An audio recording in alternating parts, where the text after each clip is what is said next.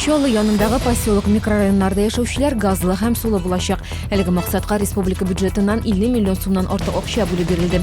Нәтиҗәдә 68 һәм 75 микрорайоннарда Суар, Элеватор тауы, Сосновый Бор поселокларында су һәм газ кертү буенча эш башкарылачак. Алар 2 этапта уздырыла.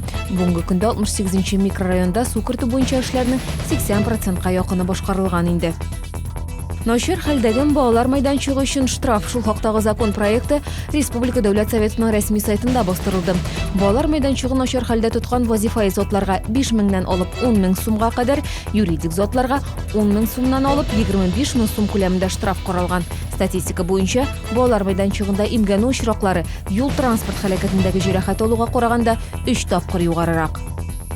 Ел башыннан Татарстанның суд приставлары 60 меңнән артык бурычлы кешенең банк хисапларындагы акчаларын салдырып, аларны әлеге затларның әҗәтләрен каплауга өчен тоткан. 11 бурычлының машинасын сатып җибәргәннәр. Акчалар шулай ук әҗәтне түләүгә киткән. 10 меңнән артык татарстанлыга чит илләргә чыгуны тыйдылар.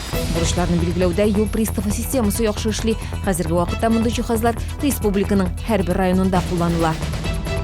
Рамазан уңайыннан картиналар галереясында Шомаилләр күргәзмәсе ачылды. Аның авторы шәһәрдәшебез Россия рәссамнары берләшмәсе әгъзасы Чулпан Шарифуллина. Ул инде күптәннән үзенең иҗади язмышын гарәп каллиграфиясе белән бәйләде. Чулпан Шолы педагогия институтын тәмамлый, Казанның Мөхәммәдия мәдрәсәсендә укып чыга. Аның эшләреннән торучы күргәзмә Кул Шәриф мәчетендә оештырылган иде.